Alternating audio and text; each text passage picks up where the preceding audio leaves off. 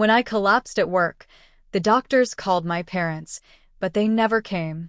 Instead, my sister tagged me in a photo that said, "Family day without the drama."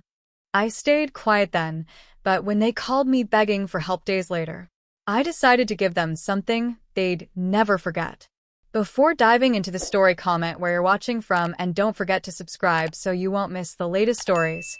My name's Haley Brooks, and this is how I learned that sometimes family doesn't break you with hate, they break you with silence.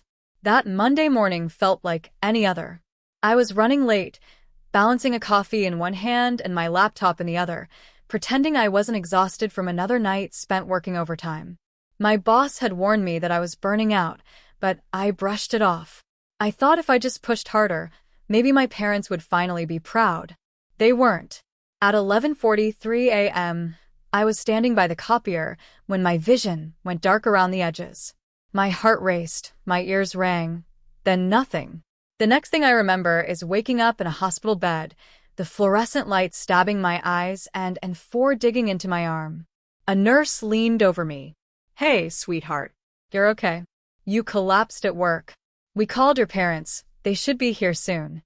For a moment, that gave me comfort. My parents, David and Melissa Brooks, might have been distant lately, but surely they'd come now, right? Hours passed. No one showed up. The nurse returned, frowning. "Honey, I called 3 times. Your mom answered once, but said she was busy. Your dad didn't pick up. We also tried your sister, Lindsay, no luck either." I smiled weakly, pretending it didn't matter. "It's fine. They're probably just busy." But deep down, something inside me cracked. I scrolled through my phone, hoping for even a single text. Nothing, until I opened Instagram. There it was. A notification.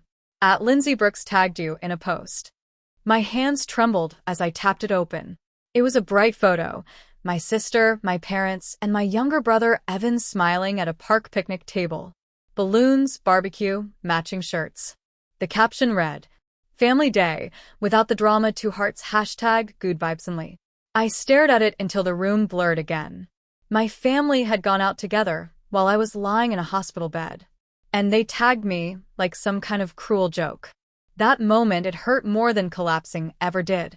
I didn't cry. I didn't even text her back. I just stared at that photo and realized something.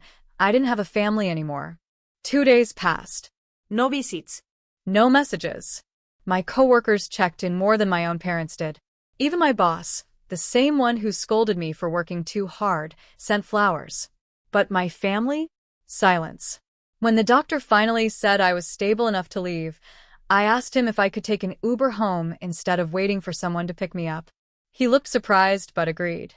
That's how I left, alone, weak, with a hospital wristband still on my arm.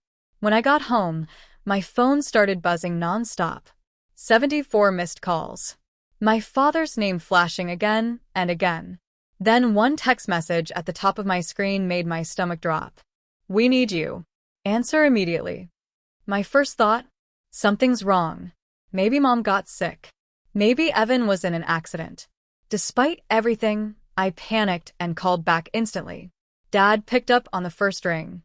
"Haley. Finally. We've been trying to reach you for hours." "Dad, what happened? Is everyone okay?" He sighed impatiently. "Your sister's catering business lost a huge client. She's devastated. You're good at PR, right? Get over here and help fix it." For a moment, I couldn't even speak. I thought I'd misheard him. "Wait, you're calling me because Lindsay lost a client?" "Yes, Haley," he said, like I was the unreasonable one. "You know how important this is to her. Be a team player for once." My voice went flat. "A team player? You mean the same team that left me in a hospital bed alone?" There was silence on the line. Then he said coldly, "Don't start this again. You always make everything about you." That was the moment something in me died, and something else came alive. I didn't yell. I didn't argue. I just said, "I'm not coming," and hung up.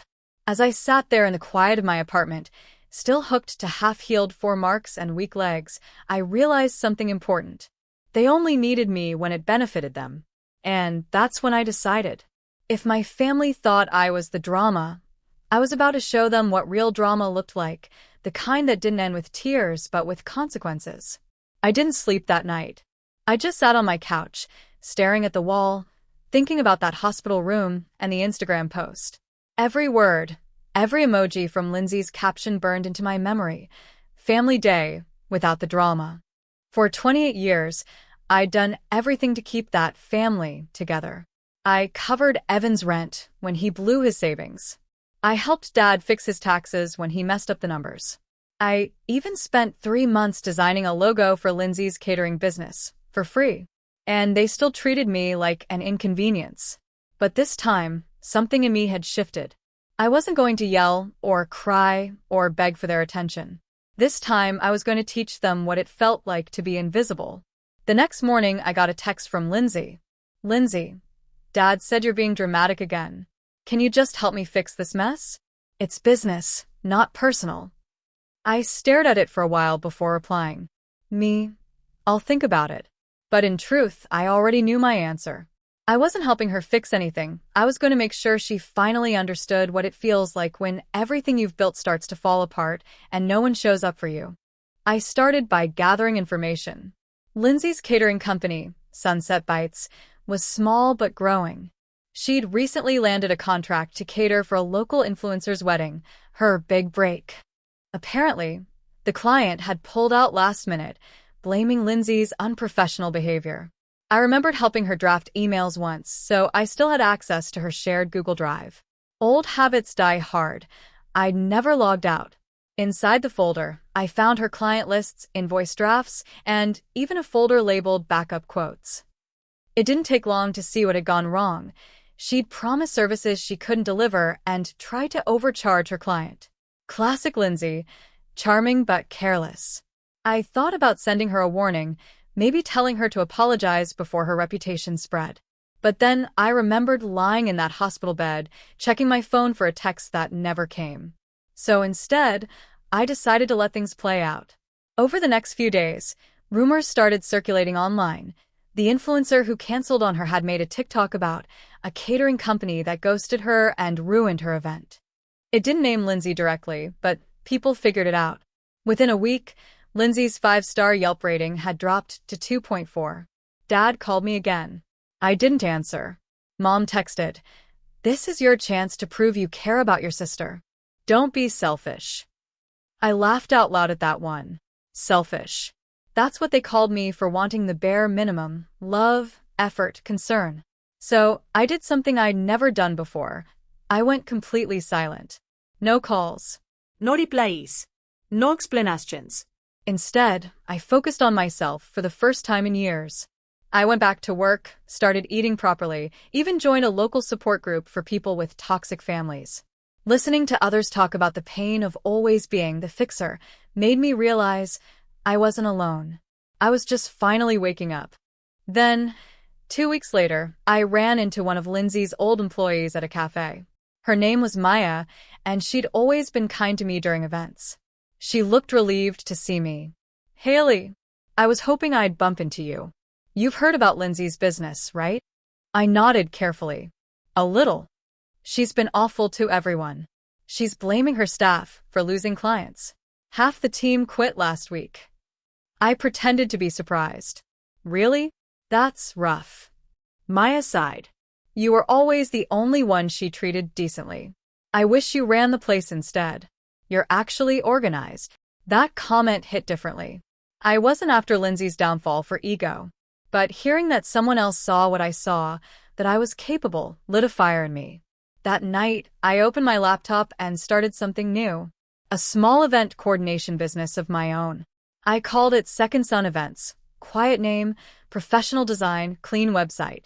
I used all the skills I developed helping my sister, but never got credit for.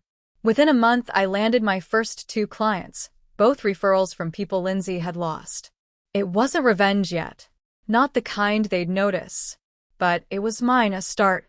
Then came the message that turned everything around. One morning, I woke up to a text from my dad. "Dad, Lindsay's losing everything. Clients, reputation, money. You need to talk to her. She's desperate." I didn't respond right away. Instead, I opened my new company inbox, and there it was. An inquiry. From Lindsay herself. Lindsay Brooks, request for event partnership. I read it twice. She didn't even realize it was me behind the company name. She was reaching out to hire Second Son events for an upcoming corporate job she couldn't handle alone. That was the moment I knew fate had finally handed me the opportunity I'd been waiting for. I smiled, closed my laptop, and whispered to myself, "All right, big sister. Let's see how you handle a little family drama." When I opened that email from Lindsay, I couldn't stop smiling. It was polite, professional, and most importantly, desperate. Subject: Partnership Proposal. Hi there. My name's Lindsay Brooks, and I run a catering company called Sunset Bites. I've heard great things about your event planning service and would love to discuss collaborating on an upcoming corporate event. I'm under a tight deadline and need reliable coordination support. Looking forward to hearing from you. Lindsay. She had no clue it was me. No idea that Second Son Events was her sister's new business. The same sister she had left lying in a hospital bed while posting selfies with mom and dad. I could have ignored the message. But no, this was poetic justice delivered straight to my inbox. I took a deep breath and replied, Lindsay. "Thank you for reaching out. I'd love to help. Let's schedule a quick call to discuss the project details." Haley Brooks, founder, Second Son Events. I hit send. Within minutes, my phone rang. "Haley?" Her voice sounded hesitant, unsure. "Wait, you run Second Son?" "Yes," I said evenly. "Surprised?" She laughed nervously. Wow. I had no idea. Honestly, that's great. Maybe it's a sign, right? Family working together again. "Maybe," I said. "So, what exactly do you need help with?" And that's how it started. A partnership that looked harmless on paper but carried every ounce of the betrayal I'd been bottling up. Lindsay explained that she had landed a contract for a high-profile tech company's product launch dinner, the one event that could save her business. She needed everything perfect: timelines, staff management, PR coordination. "I just can't afford any more mistakes," she admitted. "This is my last shot." I knew it was. And that's exactly why I said yes. Over the next few days, we began working side by side again. I handled the logistics. She focused on the catering. She was polite, overly polite, probably because she needed me. But beneath that fake sweetness, I could sense the same superiority. The same tone she always used when she thought she was the one in control. "You're actually good at this," she said one afternoon, glancing at my laptop screen. "If you'd helped me like this before, maybe I wouldn't have lost clients." That sentence hit harder than she realized. I forced a smile. Maybe. Inside, I was already planning her undoing. I started by making subtle mistakes. A slightly wrong delivery time here, an incomplete spreadsheet there. Nothing catastrophic, but enough to create small cracks. Each time something went wrong, Lindsay panicked, thinking her team had messed up again. I watched her spiral, not because I wanted chaos, but because I wanted her to feel the helplessness she made me feel. Then, I took it further. The tech company's marketing manager, Sarah, was sharp and organized. She liked me immediately. During one of our meetings, she said, "Haley, I wish we'd hired you instead of your partner. You're way more reliable." I smiled and replied quietly, "I just try to stay calm under pressure. Family can be complicated." She nodded, clearly sensing there was a story there. Later that night, I sent Sarah a revised budget sheet, one that subtly exposed how Lindsay had been overcharging for certain services and billing extra for things the client never requested. It wasn't fake, it was all true. I just let the truth surface. 2 days later, I got an email from Sarah. Yay. "Thank you for catching those discrepancies.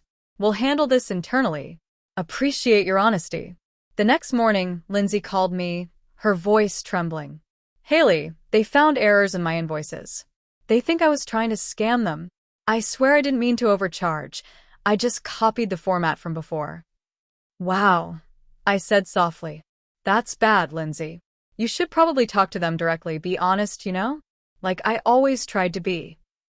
She didn't pick up on the bitterness in my voice. She was too busy panicking.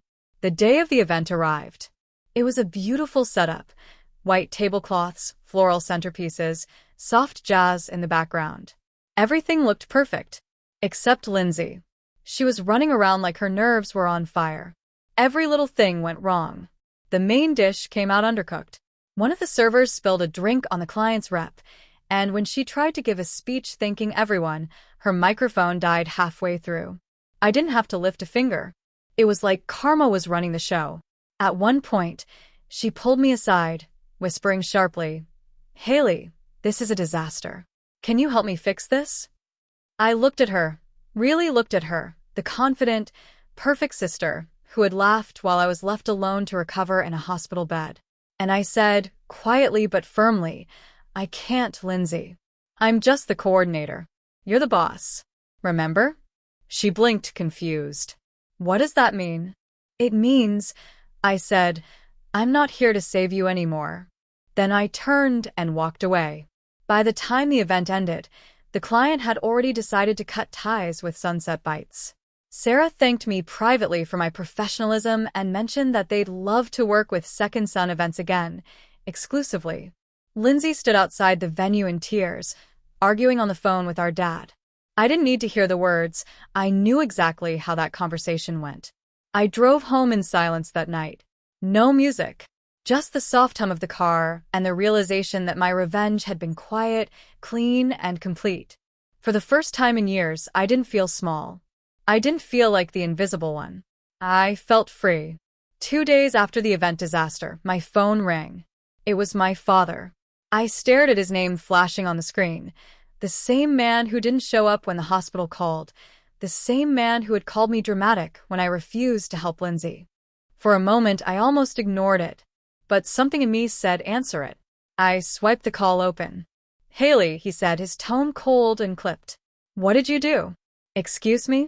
I asked, keeping my voice calm. "Don't play dumb. Lindsay's contract got terminated. Her business is ruined.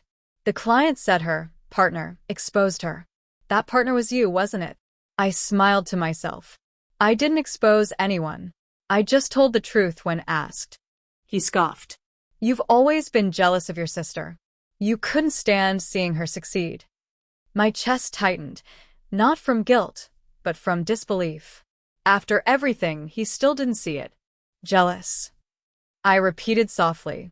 "You mean jealous of the girl who left me alone in a hospital bed while she posted pictures captioned, 'Family Day,' without the drama?"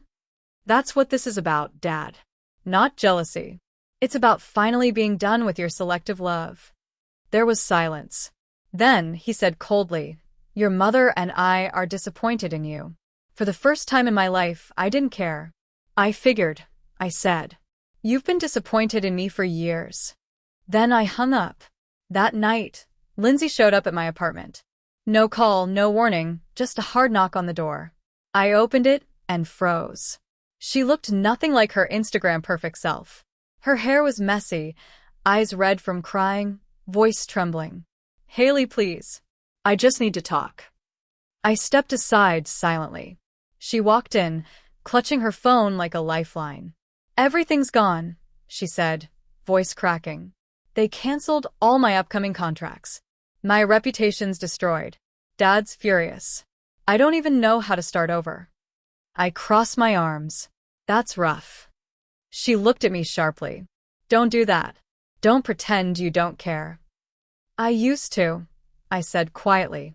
"When I was lying in a hospital bed, waiting for someone to show up, I cared a lot then." "But you didn't, remember?" Her face twisted with guilt.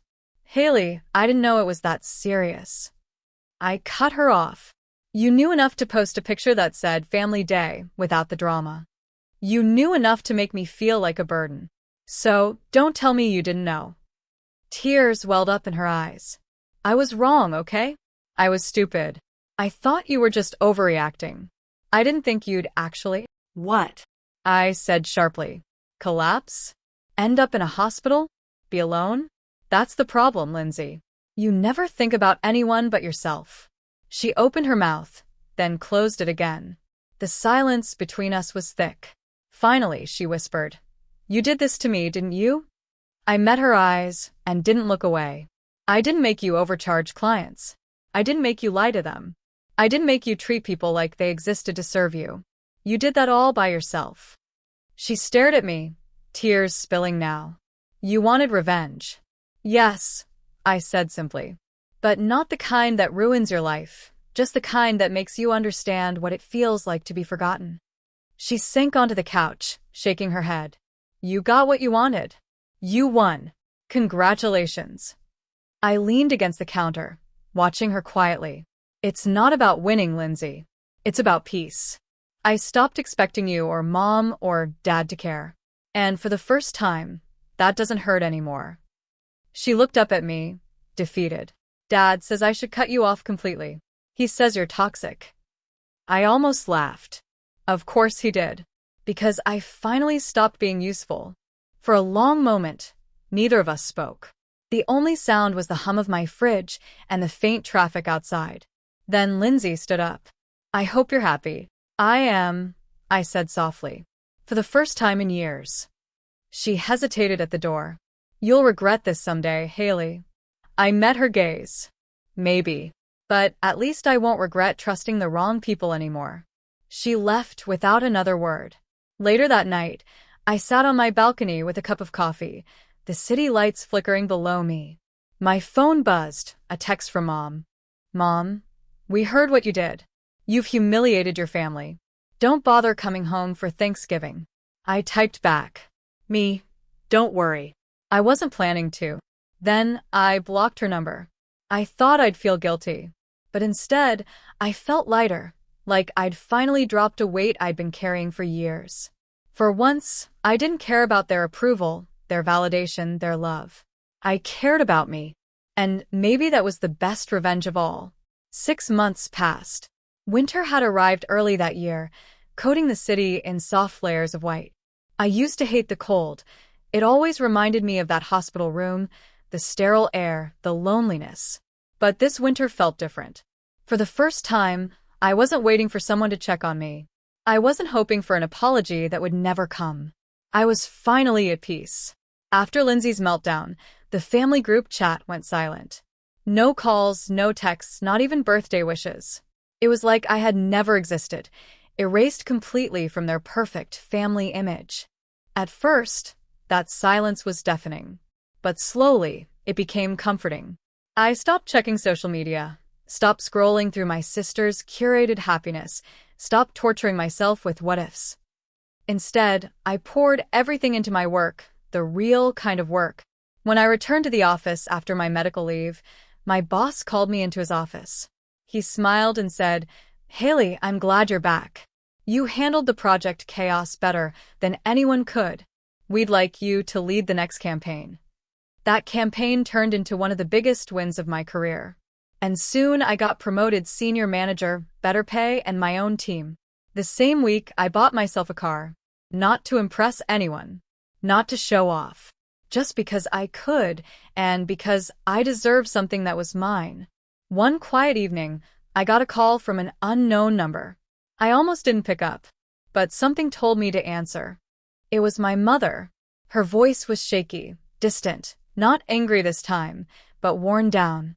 Haley, she said softly, it's your father. He's not well. He had a minor stroke. For a moment, I didn't say anything. Old instincts kicked in, the part of me that wanted to rush, to fix, to forgive. But I'd learned the hard way. Some people only remember you when they need something. I asked, is Lindsay with him? Yes, she said quickly. She's been helping with everything. Of course she was. The perfect daughter. Mom hesitated, then added, he's been asking about you. He regrets a lot of things. I looked out the window, the city lights blurring through the cold glass. Regret. That word used to mean something. But now it just sounded like an echo. Too late, too empty. I'm glad he's okay, I said finally. But I think it's best if we keep our distance. Mom sniffed softly. You've changed. I had to, I said. Because you never did. There was silence. Then she whispered, take care of yourself. I always do, I said and hung up. Weeks later, I got an email. It was from Lindsay. Subject: I'm sorry. The message was long. She talked about therapy, about losing everything and realizing what mattered. She said she understood now what I felt that day in the hospital. She even said she wished she had come. I read every word carefully. Then I typed my reply. I appreciate your apology, Lindsay. I really do. But forgiveness doesn't mean things go back to the way they were. I wish you healing, just like I found mine. I hit send and closed my laptop. No drama, no revenge speech. Just closure. That night, I met my best friend, Emma, for dinner. She'd been my rock through everything, the kind of person who checked in when nobody else did. We sat at our favorite little diner, laughing over fries and hot chocolate. You know, she said between bites, you're glowing lately. Like, actually glowing. I laughed. That's what peace looks like, apparently. She smiled. So, what's next for you? I thought about it for a moment. I don't know, I said. Maybe a trip. Maybe a new start. I just know I'm not carrying the past anymore. We clinked our mugs together, and for once, I didn't feel broken or bitter. Just free. When I got home that night, I scrolled through my old photos, the hospital wristband, the 4-line, the tired eyes staring back at me from months ago. Then, I deleted them. Not out of anger, but because I no longer needed proof of my pain. I had already survived it. I opened my journal and wrote. They left me when I needed them most. But I didn't fall apart. I rebuilt myself. Revenge isn't always about hurting them back. Sometimes it's about becoming so whole again that they can't touch you anymore. I closed the notebook, smiled, and turned off the light. Outside, snow was falling again, quiet, steady, peaceful. And for the first time in years, so was I. Sometimes, revenge isn't loud or cruel. It's quiet. It's walking away stronger than they ever believed you could be. If you like this story, don't forget to like, share, and subscribe for more real-life revenge stories on Revenge Files.